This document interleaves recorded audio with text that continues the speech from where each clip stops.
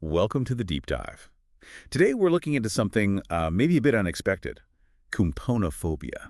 That's right, the phobia of clothing buttons. Exactly. We've gathered some psych resources, news articles. Yeah. Basically, we want to figure out what this phobia is and, how it might actually connect to things like design, Yeah. even pop culture. So basically, Koumpounophobia isn't just disliking buttons. It's a real fear, sometimes disgust, triggered by seeing them or, touching them. A genuine phobic reaction, not just, oh, I don't like that style. Precisely. It can cause real distress for people. And prevalence-wise, it's not huge, right? Less than 1% in the U.S. Yeah, estimates are around that figure. So uncommon, but, well, that's still a significant number of people dealing with it day to day. Okay, so what happens? What's the actual experience like for someone with this phobia when they say, see a button? Well, exposure, visual, or even thinking about them can trigger pretty intense fear.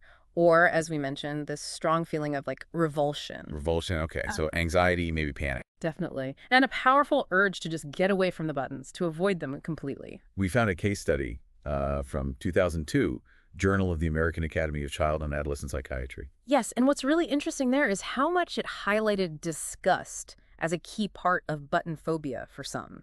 Disgust, not just fear. Why is that significant? Well, it separates it a bit from other phobias that might be purely fear-driven. Some theories suggest it connects to, deeper, more primal aversions, things that just feel instinctively wrong or contaminated, even though logically a button isn't harmful. Like an almost visceral wrongness. Yeah. That's fascinating. It really is. Okay, let's pivot slightly. There's this famous figure often linked to a button aversion, Steve Jobs. Ah, yes.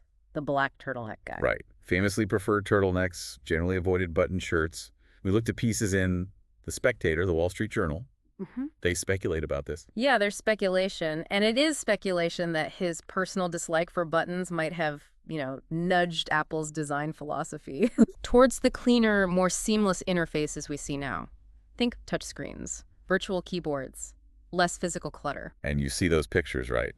Jobs holding up the first iPad, totally sleek, no physical buttons on the front while wearing his buttonless turtleneck. Exactly. It's a striking visual. So the idea is his personal feeling about buttons could have played a part in pushing for devices like the iPad, getting rid of physical buttons. It's definitely suggested. I mean, minimalism and function were big design trends anyway, but could a personal aversion like his sort of amplify that trend within Apple? Makes you wonder, doesn't it? Yeah. How many products are shaped by these, hidden personal preferences of their creators? Absolutely. It's often the subtle things. Okay, another angle, popular culture, Neil Gaiman and Coraline. Oh, yeah, that's a brilliant example. Coraline, the movie, has those characters with buttons sewn onto their eyes.